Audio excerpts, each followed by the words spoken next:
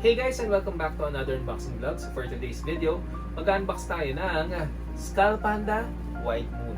400% guys. So ito guys yung pinakabago na nilabas sa Skull Panda. At syempre, i-check na natin ang laman niya sa loob. So kung mapapansin nyo guys yung box niya, ayan, parang pampasko. Actually yung nakikita ko dito ay pumpkin. Dito ha. Pero hindi yan pumpkin. So, wala natin panagalin. Buksan na natin. Ayan, ang unang bubungad sa inyo ay yung kanyang card. Call me mother. Yan. If you watch So check po ba natin yung card para mas makita natin ang laman niya? Yan. I have to move this. Okay, halika dito. Guys, So guys, ito yung card niya. At para makita nyo rin kung anong nilalaman niya sa loob. So dalawa lang. Pero ito guys yung kanyang card. Ayan, yung may design. Tapos nakalagay sa harap ay 400% white moon. So hindi naman siya numbered. Dad, can I tell you? So doon na tayo sa ating mismong product. Yun. Dad, can I talk to Ayan. them? Makikita nyo na agad guys. Sa una. Pero may amoy siya. Parang amoy. Alam mo yung pag nag-experiment ka ng frog sa laboratory, ganun yung amoy niya. Alam mo ba yun? Bruh. Ganun yung naamoy ko. Guys, I have to tell you something. This is the third time we unboxed in just one day. But I have school later. If you're my classmate, like and subscribe. If you're Alexis, like and subscribe. If you're Kaylee, like and subscribe. Ayan na siya guys. Pag in-open nyo siya, matutuwa kayo dito. Kasi, para siyang, for me, para ano na nakikita nyo dito guys. Yan. Para siyang ikakasal.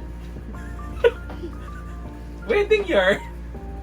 Ayan. So guys, pag binuksan nyo siya, ayan na siya. Hallelujah. Hindi, dapat hindi balik, ano ba yung tunog ng kasal ba?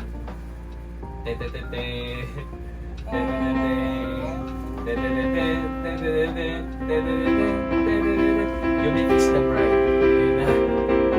Kaya ang pangalan niya nga ay hindi, White Moon pala. Akala ko, may halong bride. So pagka hinawakan niyo siya dito guys, ang unang na-feel ko sa kanya yung parang sofa namin nung mga bata pa kami. Yung color orange. So, pati sa design niya, masyado siyang maraming cheche boreche ngayon. Ayan o. Guys, ganyan lang gumawa si Skull Panda ng may halong, ano ba tawag dito? Fur. Yung nasa box niya, nandun din sa mismong, ano niya. So, ayan siya. Wow! Oh my God! Oh my goodness! Oh my God. Grabe. Pag nagbukas kayo ng buko, parang ganito yung itsura niya. Parang Ayun, kalbo. tingnan nyo naman yung kapal, be. Parang ang Oh. kalbo. Ayan. Parang ang kalbo. Grabe.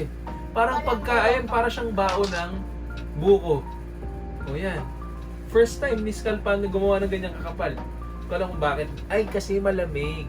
So pag malamig, kailangan makapal. Siyempre lalamigin siya eh. So ito na yung next guys. Doon na tayo sa kanyang face muna. He's kalbo. Ang ganda ng tattoo She's niya ngayon. kalbo.